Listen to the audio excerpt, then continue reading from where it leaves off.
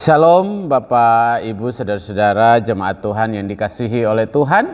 Kita bertemu kembali pada hari ini tanggal 30 Juli 2023. Kita masih dijaga dan diberkati oleh Tuhan. Mari kita siapkan hati kita untuk mendengarkan firman Tuhan. Namun sebelumnya saya ajak kita bersama untuk berdoa.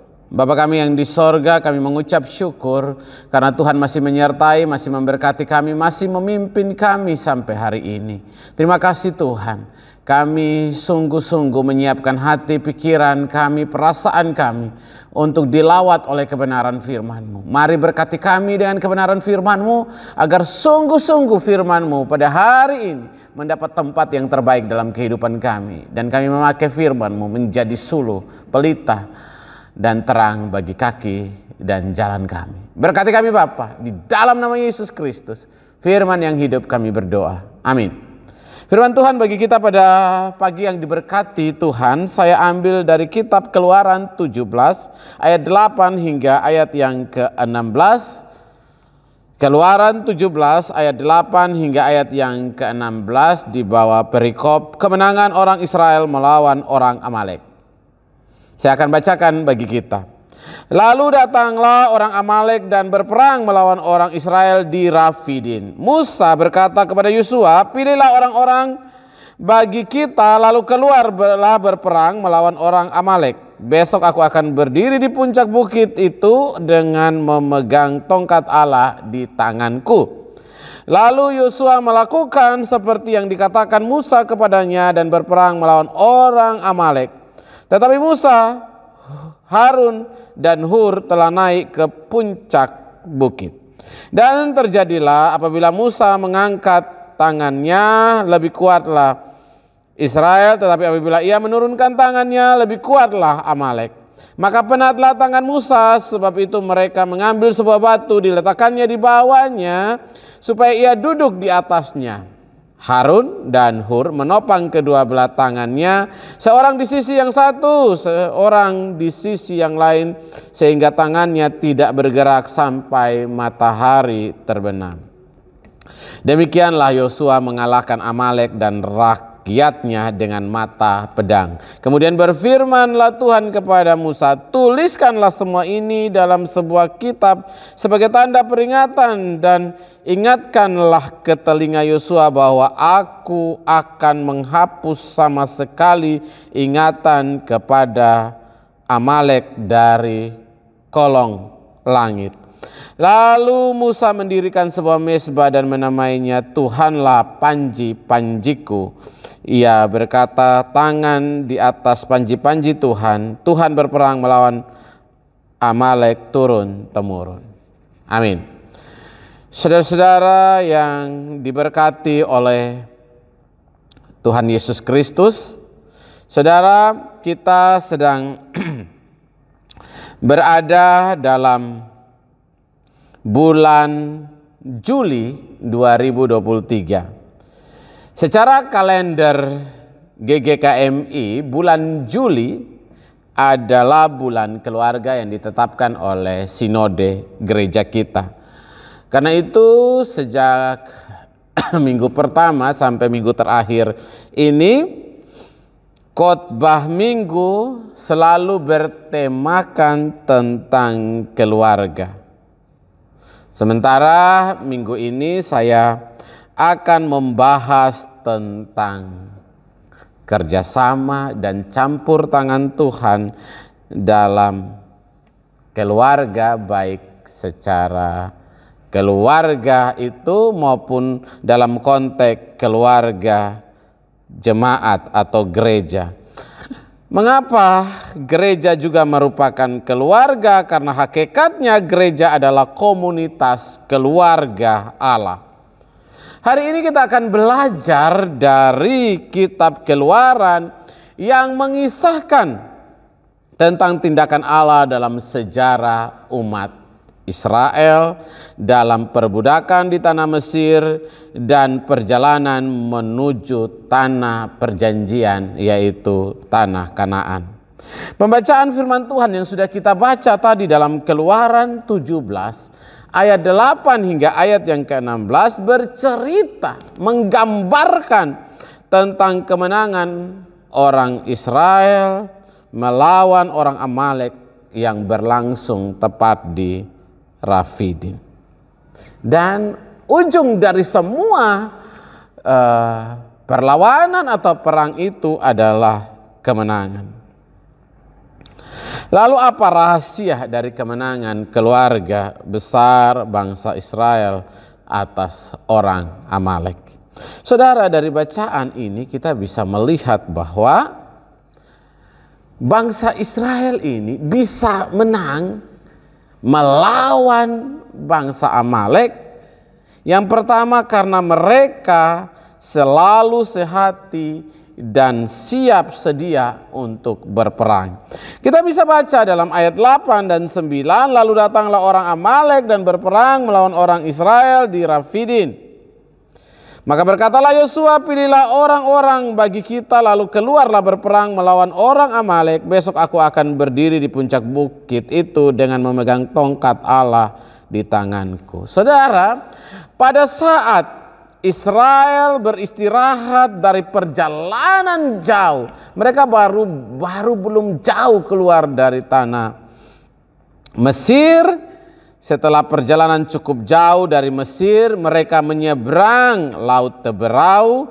Juga mereka sempat ada dalam situasi tidak enak, situasi di mana mereka bersungut-sungut karena tidak ada makan, sehingga Tuhan mengirimkan roti dari sorga, yaitu roti mana untuk mereka. Tidak cukup di situ, bangsa Israel ini adalah bangsa yang tegar tengkuk atau keras kepala. Mereka tetap bersungut-sungut ketika mereka ada di Masa dan Meribah gara-gara air. Tapi di situ Tuhan tetap menunjukkan kasih setia Tuhan, penyertaan Tuhan bagi mereka, dengan Tuhan menyiapkan air bagi mereka lewat Musa yang mengambil tongkatnya dan memukul sehingga keluarlah air. Sehingga kalau kita mau melihat perjalanan beberapa titik ini menunjukkan bahwa sekalipun bangsa Israel keras kepala, tegar tengkuk, tapi penyertaan Tuhan sempurna.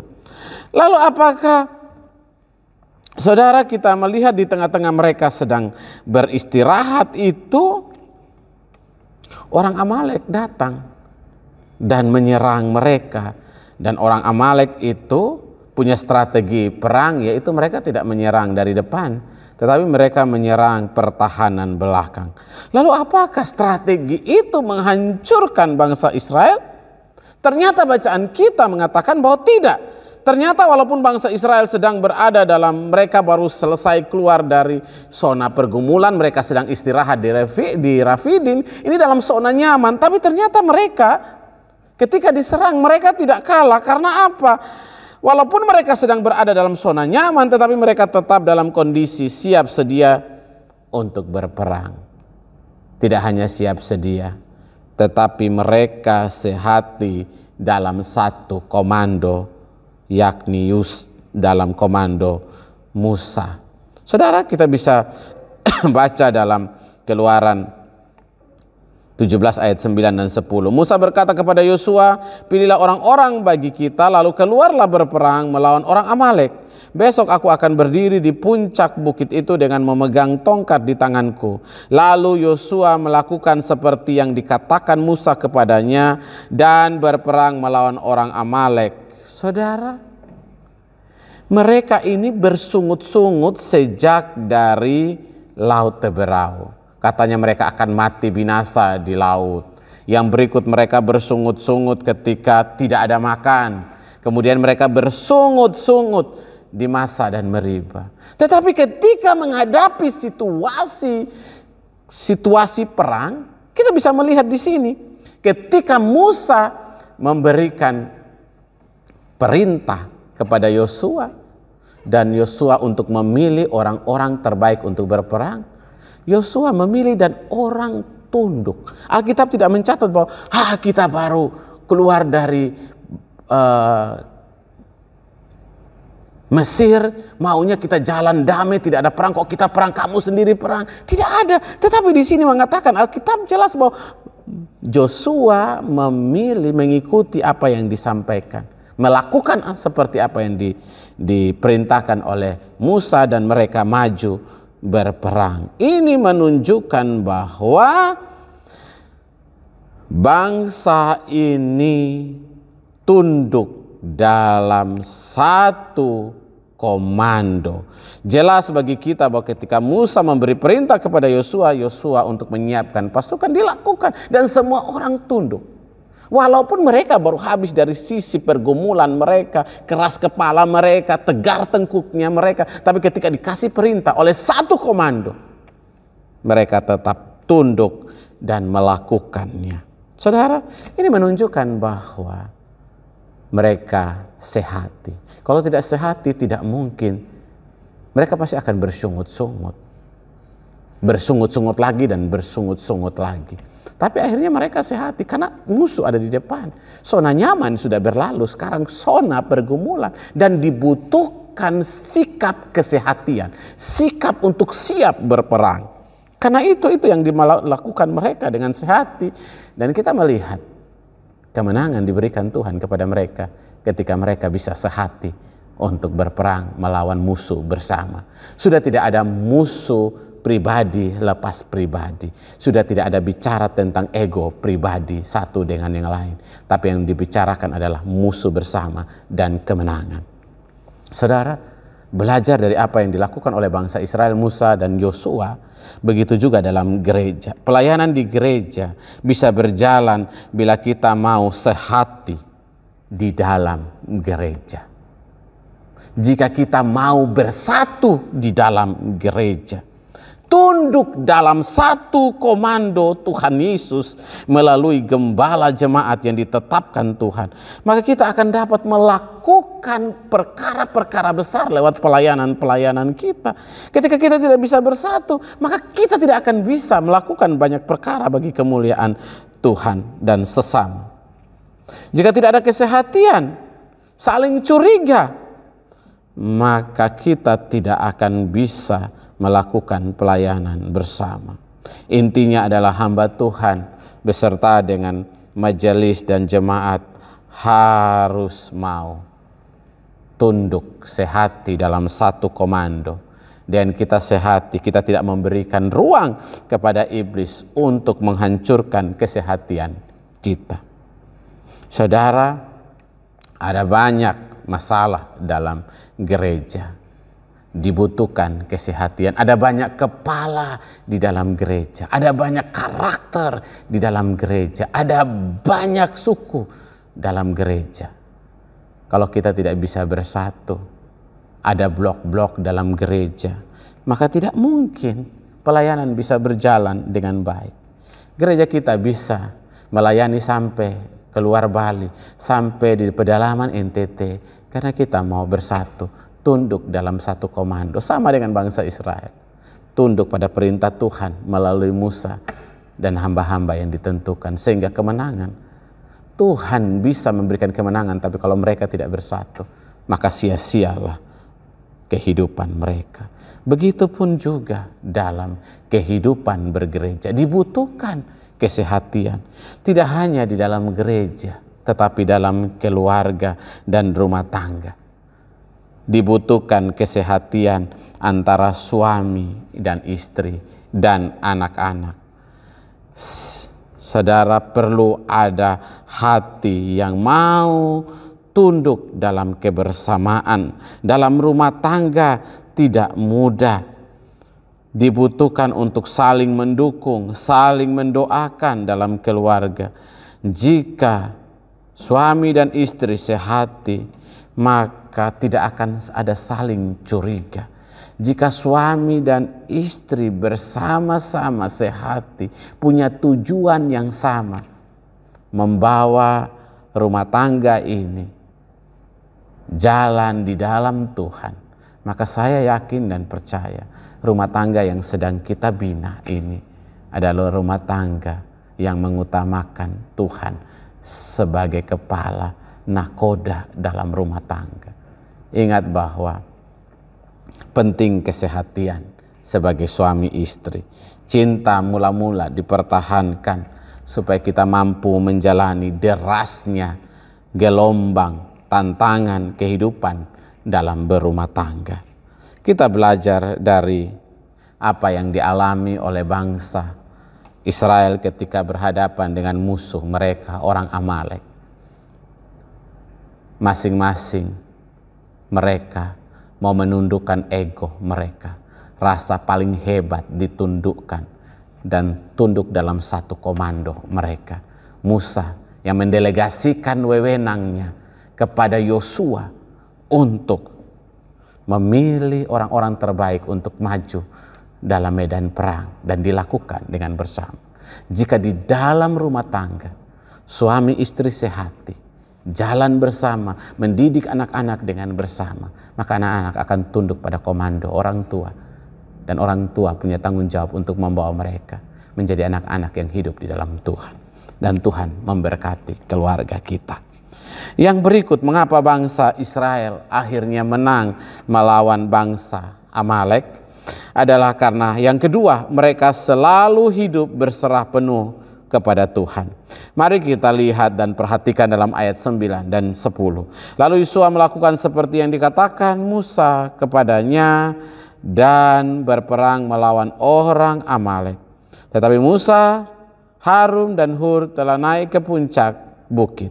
Dan terjadilah apabila Musa mengangkat tangannya, lebih kuatlah Israel. Tetapi apabila ia menurunkan tangannya, lebih kuatlah orang Amalek. Saudara, dari bacaan ini kita bisa melihat bahwa bangsa Israel itu bisa menang kalau Musa mengangkat tangannya. Saudara, selama perang antara bangsa Israel dengan Amalek, Musa itu selalu mengangkat tangannya. Dalam hukum perang, seseorang yang mengangkat tangan di hadapan musuh menunjukkan tanda bahwa dia menyerah. Dengan demikian, apakah kita bisa mengatakan bahwa Musa itu mengangkat tangan menandakan bahwa dia menyerah kepada orang Amalek? Tentu tidak, karena Alkitab kita berkata lain. Tetapi Musa mengangkat kedua tangannya berarti bahwa dia merasa tidak mampu menghadapi orang Amalek. Dia merasa bahwa dia hanya prajurit Tuhan. Maka Musa memilih untuk mengangkat tangan, tanda pasrah, tanda menyerahkan semua peperangan ini kepada Tuhan. Karena dia tahu bahwa Tuhan yang dia layani, Tuhan yang dia ikuti, Tuhan yang dia percaya adalah Tuhan pemilik langit dan bumi, yang memiliki kuasa melampaui segala kuasa yang ada di bumi ini. Karena itu Musa sungguh-sungguh berserah penuh kepada Tuhan. Musa mengangkat tangannya, menyerahkan semua peperangan ini ke dalam tangan Tuhan. Maka ketika kita bisa melihat, ketika Musa mengangkat tangan, otoritas Tuhan turun.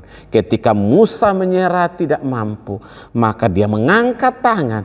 Dengan kata lain, bahwa ketika Musa mengangkat tangan, maka Tuhan yang turun tangan untuk berperang melawan orang Amalek dan menghancurkan orang Amalek.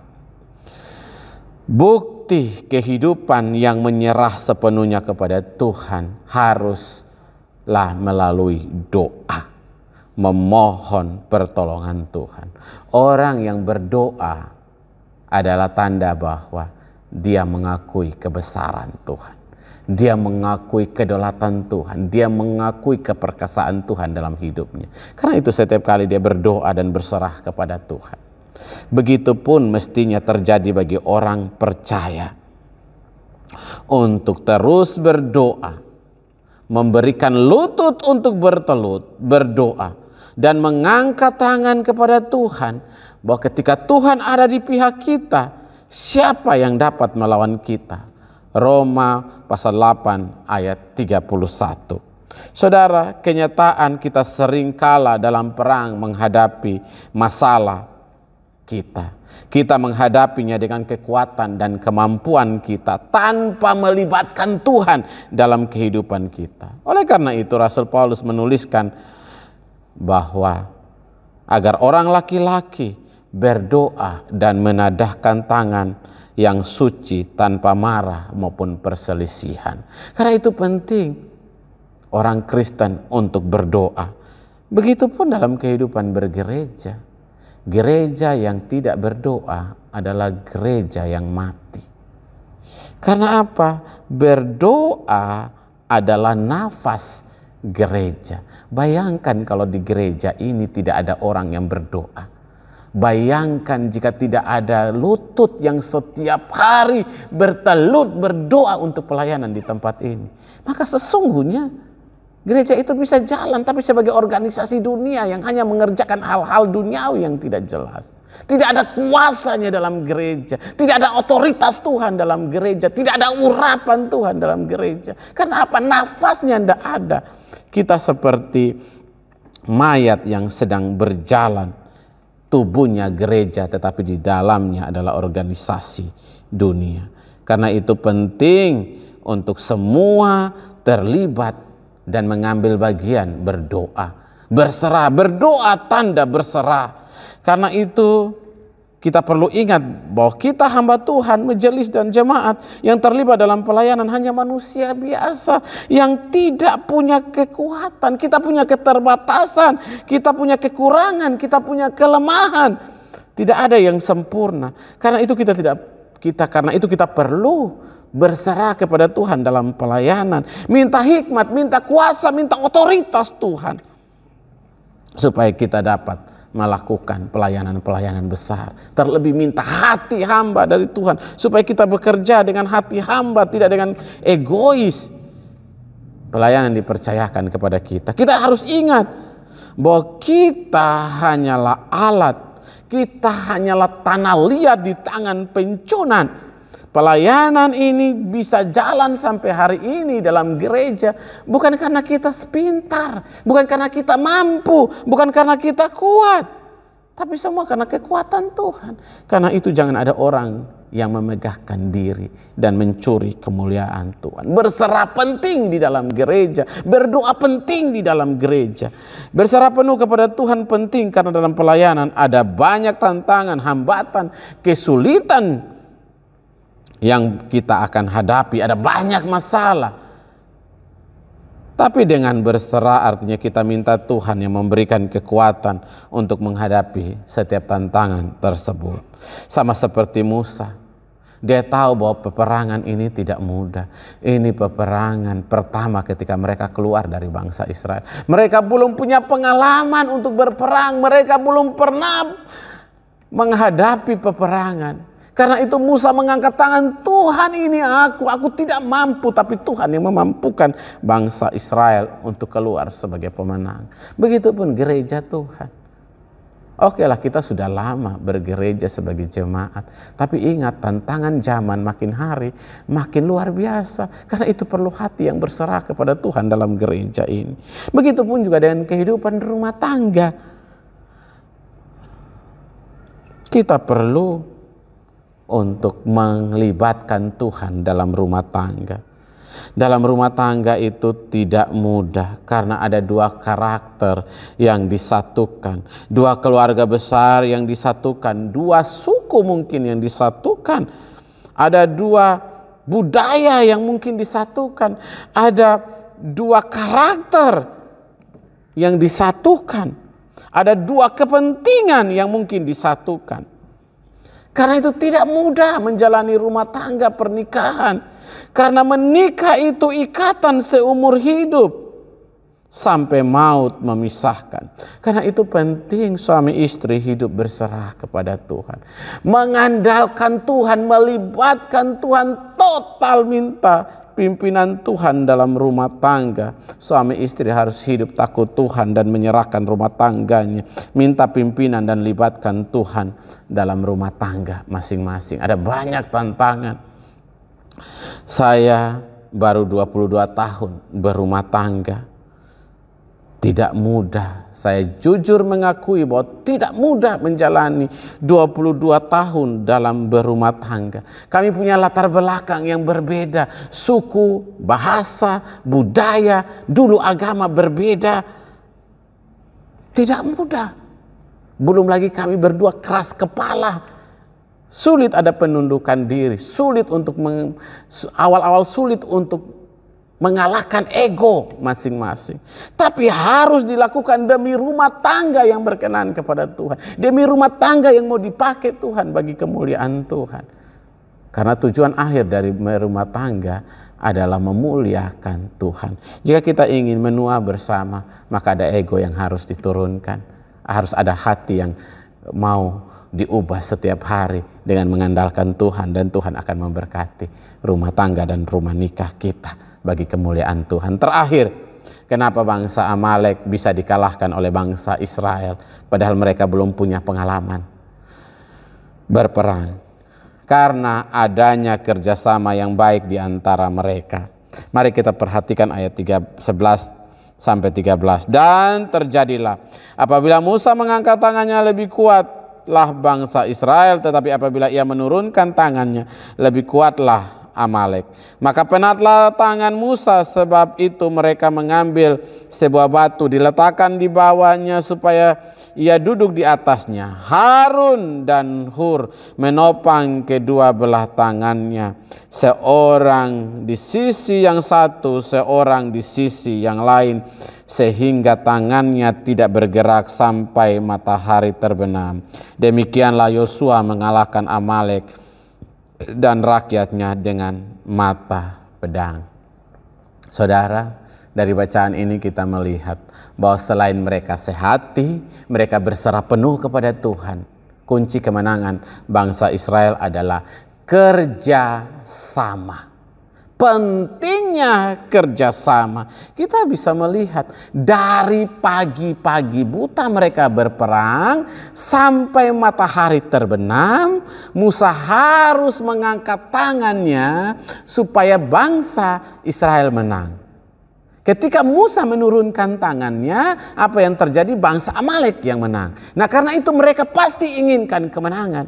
Karena itu ada inisiatif yang baik, ada kerjasama. Harun dan Hur mengambil batu, diberikan kepada Musa duduk supaya dia tidak capek. Kemudian Harun dan Hur masing-masing di sebelahnya menopang tangan Musa untuk tetap terangkat tangannya sebagai tanda penyertaan Tuhan atas bangsa itu. Dan apa yang terjadi? Pertempuran itu sampai matahari terbenam. Kemenangan dimiliki oleh bangsa Israel. Mengapa? Karena ada kerjasama. Musa mengangkat tangannya, Harun dan Hur menopang, Yosua memimpin pasukan untuk berperang. Ini kerjasama yang baik. Tidak akan ada kesuksesan tanpa kerjasama dalam gereja. Diperlukan kerjasama setiap elemen, setiap pribadi yang ada dalam gereja untuk bekerja bersama untuk meraih kemenangan. Karena apa? Kita sebagai tubuh Kristus harus menempati posisi yang sudah Tuhan tetapkan tanpa perlu iri hati, tapi perkembangkan nilai-nilai kebersamaan, nilai-nilai gotong royong dalam pelayanan. Satu pelayanan utuh bisa dikerjakan kalau masing-masing tahu tanggung jawabnya dan mau bekerja bersama-sama dalam gereja. Itu penting kita laksanakan ketika kita mau kerjasama di dalam gereja. Maka pelayanan apapun dapat terhandle bersama. Ada banyak pelayanan yang karena tidak ada kerjasama, hal-hal sepele sampai dilupakan. Bayangkan kalau guru sekolah minggu saja mogok, maka anak-anak akan ikut dalam ibadah. Bukan anak-anak membuat ibadah tidak nyaman, tapi bayangkan kalau anak-anak nangis dalam ibadah. Bagaimana orang bisa beribadah dengan baik? Bagaimana kalau petugas-petugasnya tidak terlibat dengan baik, tidak mau bekerja sama, masing-masing yang lagunya lagu lain, liturgosnya nyanyi lain, multimedia menampilkan lagu yang lain, selesai kita. Karena itu perlu ada kerjasama dalam gereja, baik dalam pelayanan, baik dalam komisi. Penting kerjasama dari masing-masing kita untuk mau bekerja sama untuk pelayanan yang lebih besar. Bukan lagi kita yang ditonjolkan, tapi Tuhan. Pelayanan tidak bicara tentang orang per orang, tetapi pelayanan adalah pekerjaan tim, butuh kesehatian untuk kerjasama bersama. Begitu juga dalam keluarga, suami, istri, dan anak-anak perlu terlibat bekerja sama, tahu tugas dan tanggung jawab, sehingga tidak ada yang merasa dia lebih capek, dia lebih banyak berkorban dalam rumah tangga. Karena apa? Ketika satu merasa lebih baik dari satu dalam rumah tangga, itu akan terjadi ledakan perselisihan yang akan berakibat panjang. Diam tak selamanya emas, karena diam yang tiba-tiba akan meledak dalam rumah tangga, karena sampai puncak bahwa dia tidak mampu bekerja sendiri dalam rumah tangga karena tidak ada dukungan dari anggota keluarga. Maka meledaklah dan menghancurkan kebersamaan dalam rumah tangga. Kerjasama, kesehatian, dan melibatkan Tuhan adalah kunci bagaimana kita membawa gereja dan keluarga kita menjadi gereja dan keluarga yang dipakai Tuhan untuk melakukan perkara-perkara besar bagi kemuliaan Tuhan. Tuhan Yesus memberkati kita. Amin.